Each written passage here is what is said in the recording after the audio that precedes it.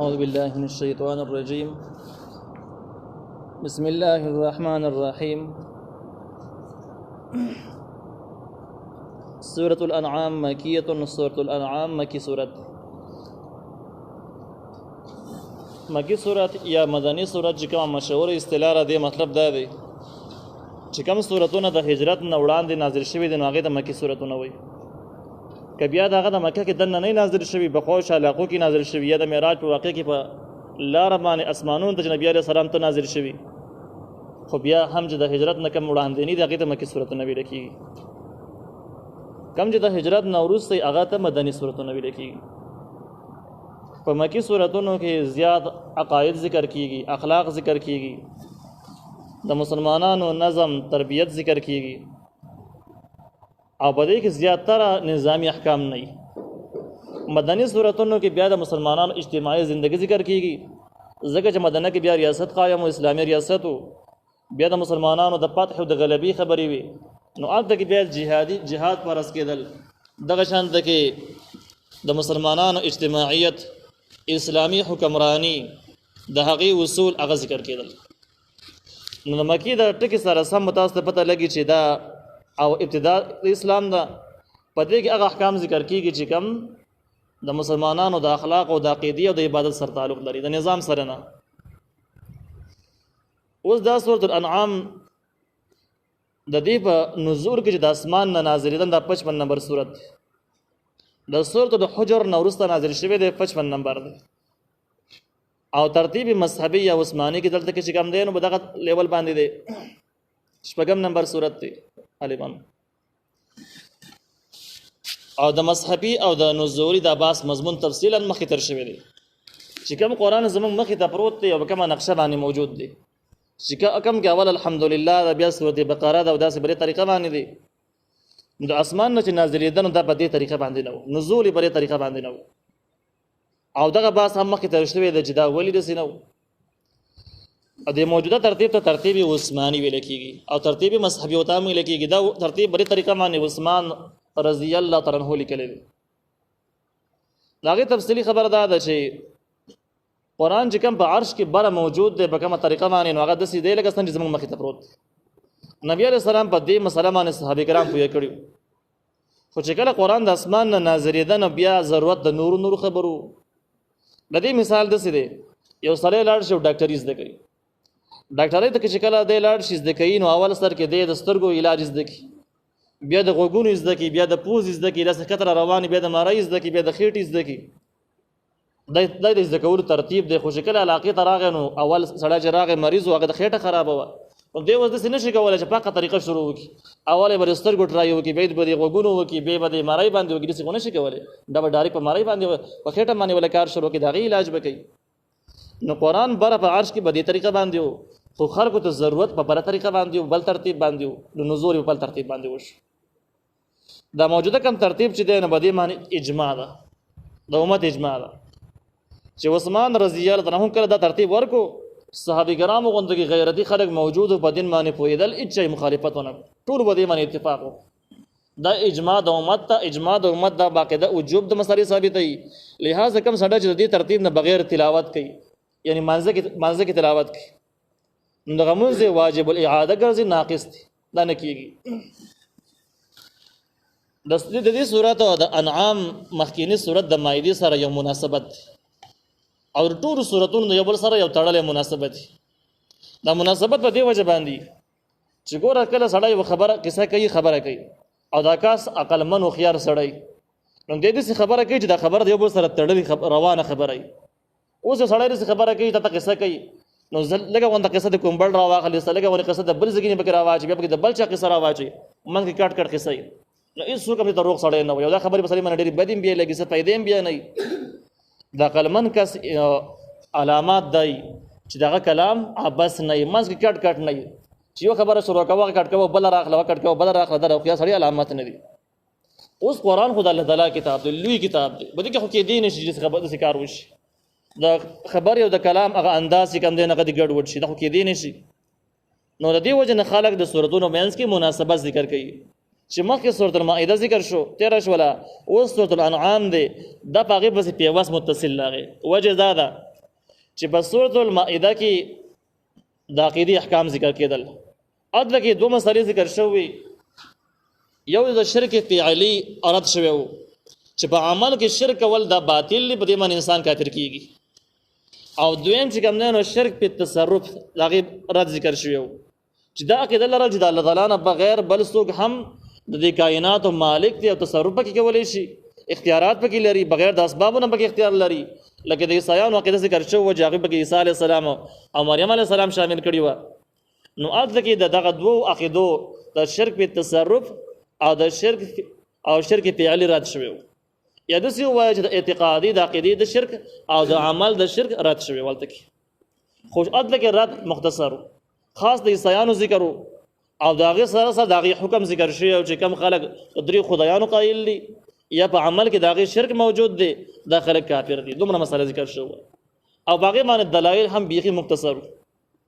دلته کې په سورۃ انعام کې هم دغه مسله دوباره ذکر کیږي شرک فعلی او شرک اعتقادي ذکر کیږي خو تفصیلی انداز باندې صرف دومره فرق د جهاد کې شرک فعلی چې کوم دین اول او شرک اعتقادي ورسره ذکر شي دلته کې شرک اعتقادي به اول رد شي او شرک فعلی به ورسره رد شي داغه نه علاوه چې په دې باندې څومره د کافرانو اعتراضونه دي کافرانو کې چې کم خلک باطل خلکو چې کم هدایت په قسمت کې نه دي د هدایت نه لري داغه وجوهات په ذکر کیږي او د کافرانو تفصیلی جوابونه به ذکر کیږي د غیر اعتراضونو او د هغه د لپاره به تفصیلی دلایل عقلی نقلی وحی ټول قسمونه ذکر کیږي نو هم دغه مساله په دې ذکر کې په تفصیل سره ذکر کیږي نو چونکې د دوه عنوان یو نو په دې وجه باندې د دوه سورتونه یو ته نږدې ذکر شو د سورۃ انعام غوړ مرکزی مضمون عنوان د سورۃ چې کوم څه ته ویل کیږي هغه هم دا د چې رد بکې وشي د شرک فعلی او د شرک اعتقادي او ثابت بشي توحید اعتقادي او توحید فعلی دا به ثابت شي ځکه شرک او توحید دا د یو بل تضاد دي کله توحید راشه نو شرک ختميږي چې شرک ثابت شو شرک راغی بیا توحید عقیده زی ختميږي نو بده کې به توحید عقیده شرک توحید اعتقادي به ذکر شي داغه سره به خود شرک اعتقادي چې کوم دی برات شي چې کله توحید اعتقادي ثابت شو شرک اعتقادي په خپل باندې رد شي دغه شان کې توحید عملی به ثابت شي نو شرک عملی په خپل باندې مسترد شي دا د دوه په منځ کې مناسبت شو دا غوڼ سورۃ چې کوم دی په دوه حصو کې تقسیم شوی دی اولنۍ حصہ چې کوم ده نو د 14 نمبر رکوع 14 رکوع پورې ده 14 رکوع پورې به ټول توحید اعتقادي یعنی توحید په تصرف باندې باس کیږي چې د ټولو کائنات او مالک او متصرف په بده کې اختیارمن صرف الله تعالی دی بل څوک نه دی دا مسله به ذکر کیږي د 14 نمبر رکوع پورې پدې کې په دې باندې دلایل ذکر کیږي جوابونه به ذکر کیږي د کافرانو اعتراضونه او داغي جوابونه به ذکر کیږي د کافرانو احوال به ذکر کیږي داغي د پاره به د دنیا او د آخرت یری ذکر کیږي مؤمنانو د پاره بشارتونه ذکر کیږي د دنیا او د آخرت دا د 14 نمبر پورې یو مستقله یو حصہ شو د 14 نه راواخله د اخیره پورې پدې کې بشر کی عملی رد کیږي او د شرک عملی د رد کولو لپاره به مختلف دلایل ذکر کیږي دلایل عقلی نقلی وحی ټول ذکر کیږي او بیا د مشرکین لپاره به زواجر تخویفات ذکر کیږي او د مؤمنانو لپاره بشارتونه ذکر کیږي نو په دغه طریقه باندې غوڼ صورت به دوه حصو کې تقسیم شو اولنۍ حصہ به تقریبا د بصدور بابونو کې تقسیم ده اولنۍ حصہ بیا د 11 نمبر آیت پورې ده نو الله تعالی وی الحمدلله الذي ټول صفاتونه د کمال خاص الله لره دي حمد دا صفت ته ویل کیږي او صفاتونه د کمال په دې وجه باندې منغوایو چې دا سوال په خپل باندې ختم چې څوک وایي چې الکه الله تعالی لره صفاتونه شته نو مخلوق کې خام له صفاتونه شته دا خبره خو صحیح نشو چې ټول صفاتونه خاص الله لره دي ځکه چې د مخلوق لره چې بګزنه صفاتونه دي داغه جواب هم په کمال سره وکړو چې د الله تعالی په صفاتونو د مخلوق په صفاتونو کې ډیر زیات فرق دی د مخلوق صفاتونه ناقص دي او د الله تعالی صفاتونه کامل دي لکه مثال په تور باندې الله تعالی یو صفات دار الحي ژوند دی مونږ هم ژوند یو خو زمونږ ژوند او د الله تعالی په ژوند کې ډیر زیات فرق دی د الله تعالی د ژوند دی چې نو ولا ابتدا شته نو ولا انتها شته او دغه شان د کې د الله تعالی ژوند حیات د ذاتی دی زمونږ د عارضی دی زمونږ ژوند کې پرخونه دوست دی مونږ څه کړو نو مکه بر دنیا باندې نو اوس را پیدا یو دنیا باندې بیا بس کلونه بعد به دنیا باندې موږ نه یو پناه بشو الله تعالی ژوند د سینه دی هغه نه ابتدا شته نه انتها شته دویم زمون ژوند عارضی دی موږ الله را کړل چې الله را نه کړم واغسته په ورځ به ختم شي د الله تعالی ژوند ذاتی دی هیڅ چا نه ورکړي خپل ژوند دی نو د ژوند د الله تعالی کامل شو او ژوند زمون ناقص شو دغه څه په ټول صفاتونه کې راوخ نو دا صفاتونه د کمال په دې معنی باندې وایو چې مخلوق کې صفاتونه شته خو هغه ناقص دي او د الله تعالی صفاتونه مکمل کامل ټول صفاتونه کامل دي دغه شان سخاوت راواله په انسانانو کې هم ډېر سخیان تیر شوي دي خو د انسانانو سخاوت ډېر کمزورې دی په نسبت د الله تعالی باندې دغه شرایطو باندې راواله چې د الله تعالی سخاوت د صفات د جنې ابتدا او انتها دواړه لري دغه صفات ذاتی دي او د مخلوق صفات دا ابتدا او انتها دواړه لري عارضی دي الله ورکړل ک الله ته واقعا سره بخیل جوړ شي بیرته بیا بسخی نه د صفات خپل هم نشو بل چا ورکړي دي نو بده وجه موږ وایو چې صفاتونه د کمال خاص الله لري او کمالي صفاتونه د خدای صفاتونه نو که څوک د څه وایي چې ټول صفاتونه د خدای ته خاص الله لري دا معنی هم صحیح ده ځنې خلک یې څه معنی کوي چې ټول تعریفونه خاص الله لري دا معنی هم صحیح ده خو ردی به هم وضاحت ضرورت هغه دغه ضرورت دی چې څوک زمانه تراز وکړي چې صفاتونه خو په تعریفونه خو په مخلوق کې هم شته نو بیا ته د سی ولي وایي چې ټول صفاتونه تعریفونه د الله تعالی دي نو جواب به هم بیا دغه څه کې چې دغه تعریفونه د مخلوق عارضی دي پانی دي او تعریفونه د الله تعالی د ذاتی او کامل دي ابتدا او انتها ول دوانه نشته دي نو بده وجه معنی هغه تعریفونه یادوم چې کم کاملی هغه نه یادوم چې کم ناقص د مخلوق والا نه یادوم نو بیا به وضاحت غواړي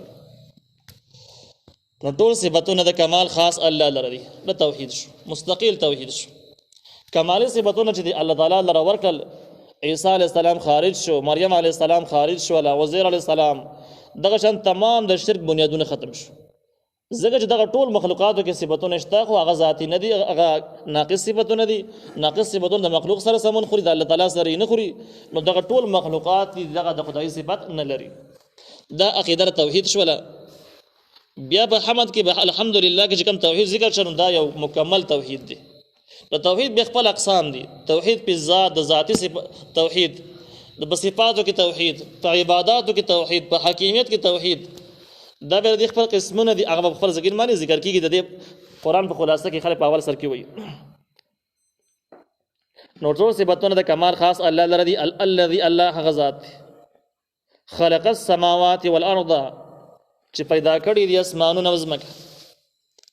دا الذي خلق السماوات والارض دا دلیل دی الحمدلله د فار دی چې ټول صفاتونه د کمال خاص الله لري د زمون دعوه ده او ثابتول غواړي نو دغه د لپاره موږ دلیل عقلی ثابتو دلیل عقلی سره ثابتو د دلیل عقلی درې قسمونه دي یو چې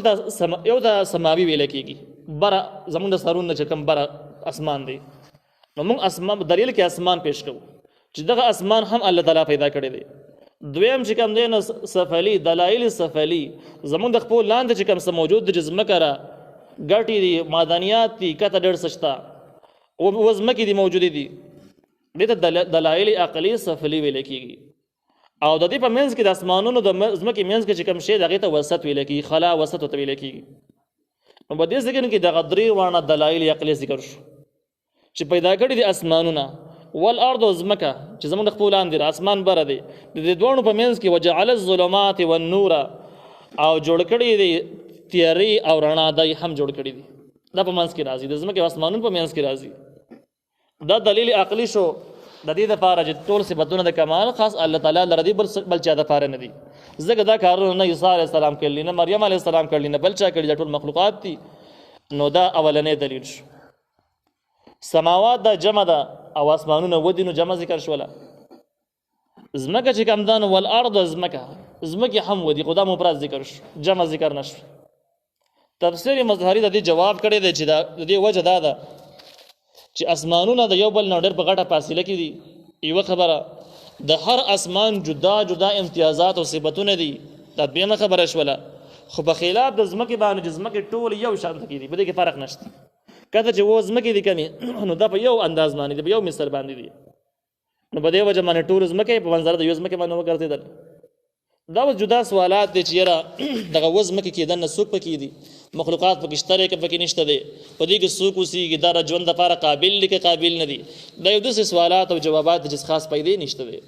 البته په دې کې د علماو اقوال شته مختلف اقوال دي خو باقي کې د شریعت نه قوي دلیل معلومیږي نه او ردی خبره زمونږ د عقیده او د عمل سره خاص تعلق هم نشته دی نو په دې وجه په ځای پرېږدو وجعل الظلمات والنور او جوړ کړي دي تیاری او رڼا ظلمات د جمع ظلمتون ده ظلمت یوې تیاری ته ویل کی ظلمات ډیرو ته ویل کی نور رڼا ته وي او دا مفرد ذکر شو هم دغه شانت کی حالانکه رڼاګانی هم مختلف کې دي شي خو وجه دا ده ظلمات چې کوم دین دا ډیرو تیارو ته ویل کیږي د دې تیاری د رڼا دوه مفهوم کې دي شي یو هغه تیاری چې کوم تخکاره باندې یې نه چې د تیار د رڼا نه ده او دویمه خبره او دویمه رڼا هغه د چې ته یې نه رڼا ده خو ردینه علاوه د دې بل مفهوم دا ده چې ظلمات په معنا د جهالت کوپر شرک ظلم په دې معنی هم راځي او نور چې کوم دی په معنا د علم هدایت انصاف عدالت په دې معنی هم راځي بیا په دې کې چې کله نور په معنا د هدایت سره واخلي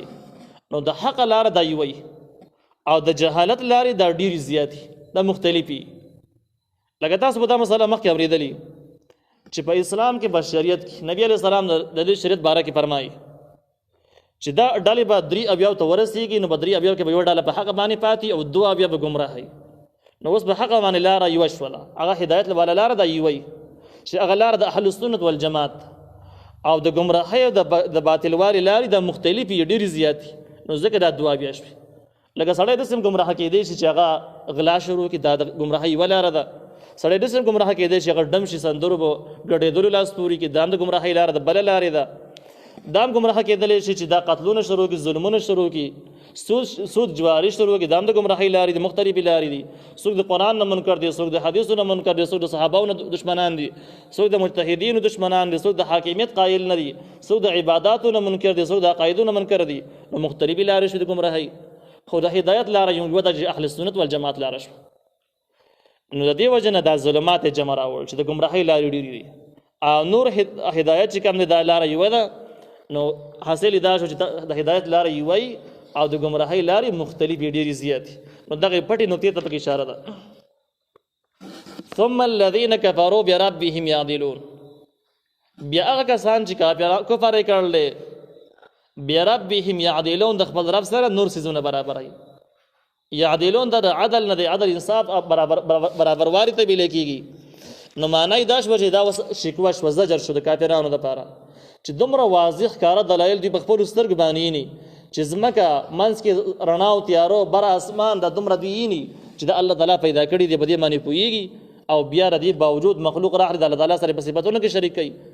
نو دا زجر د کافرانو لپاره یا شکوه شو د الله تعالی له طرف د کافرانو لپاره چې دا دومره ظالمان دي هو الذي الله غذات خلقکم چې تاسو پیدا کړی من طین د خټینه دې ته دلیل انفسي عقلی ویل کېږي د انسان د نفس حواله ورکوي چې ساده نفس دا هم الله تعالی پیدا کړی دی نو دا بل دلیل شو دلایل عقلیو کې دا بل دلیل شو چې الله غذات خلقکم چې تاسو پیدا کړی من طین د خټینه انسان ټول انسانان ته خطاب شو تاسو د خټینه پیدا شوي نو سوال شو چې موږ د خټینه پیدا نه یو جوابونه د دې دوه دي یو دا دی چې ستاسو اصل او ستاسو بنیاد د خټینه دی یعنی تاسو د آدم علیه السلام بچی آدم علیه السلام د خټینه پیدا شوی نو چې کله تاسو بچی شوی نو تاسو نسبت هم هغه ته خټی ته وشو چې تاسو پیدا شوی نو دا لری نسبت شو دویم امکان بده کې دا هم دی چې دا نسبت مونږ ته او مونږ هم د خټینه پیدا یو بده اعتبار سره چې انسان پیدا کیږي د نطفه نه او نطفه جوړیږي په انسان کې د خوراکونو نه او دغه خوراکونه غذاګان چې څومره دي دا پیدا کیږي په خاور کې په زمینداری سره نو په زمینداری سره فصلونه پیدا شي هغه فصلونه انسان وخوري هغه خوراک په وجه باندې د انسان په بدن کې نطفه پیدا شي هغه نطفه نه بیا بل انسان پیدا شي نو په دغه اعتبار سره ټول انسانان د خاورین پیدا شو تعلق رزم کې سره شو ثم قضى اجلا بیا مقرر کړل د دې لپاره نیټه د اولنې اجل نه مراد د انسان مرګ دی چې دغه انسانان د خټې نه پیدا کړل خاورینه بیا د هر انسان د لپاره خپل نیټه مقرر ده باغی باندې عمرې باغی باندې به انتها کیږي دی اولنۍ انتها ته انتهایی شخصي ویل کېږي. هر انسان به جدا جدا مرګ لري او دا به جدا جدا ټیمونو کې مړه کېږي. واجل مسمى او نیټه مقرره عنده بنز د الله تعالی باندې. د دې دویمې نیټې نه مراد د قیامت نیټه ده او دې ته اجتماعي نیټه اجتماعي انتها یا اجتماعي نیټه ویل کېږي چې ټول انسانانو په قیامت کې دوباره ژوند کېږي. ثم انتم تمترون بیا تاسو شک کوئ په دې کې قیامت باره کې شک دی. د دې دوه اجل کې فرق شو. اولنې اجل چې د انسان ذاتی مرګ شو او دویم اجل د دې نه مراد قیامت شو. د دوی دوه وجې دي. یو دا چې په منځ کې واو راغلی چې اجلن و اجلن. واو چې کوم د عربی کې ته عطف لیکيږي او دوه منځ کې چې کوم ځای کې واو راغی نو دې معنی بدایي چې اولنې سیس د بل سیس نه بدل یو نه دی. دوی مدار چې ثم انتم تمترون دی نو کړه دی اول نه مراد مرګ واخلي او د عام انسان شخصي مرګ ته واره قیامت ته وانه نو په مرګ کې د اچا اختلاف نشته. په مرګ کې دهریان هم شک نه کوي. دهریان د ارسنه منکر دی او بدبخت خلک دی خو مرګ منه چې انسان مري. نو بیا په دې ځکه کې د دې خبرې سوال نه پیدا کیږي چې څوک مرګ شک وکړي. دا خبره به سمون نه خوري. نو اصلي معنی د څه شولا ثم قضاء اجلا به مقرر کله نیټه د هر انسان د پاره د مرګ چې انسان په خپل ټیم باندې مړ کیږي. واجل مسمى عنده ایو نیټه مقرره پنځ د الله تعالی باندې چې قیامت ول مقرر کړل په دې باندې بر ټول انسانانو اجتماعي انتها کیږي. ثم انتم تنظرون بیا تاسو شک کوئ ای کافرانو په قیامت کې چې قیامت نه منئ.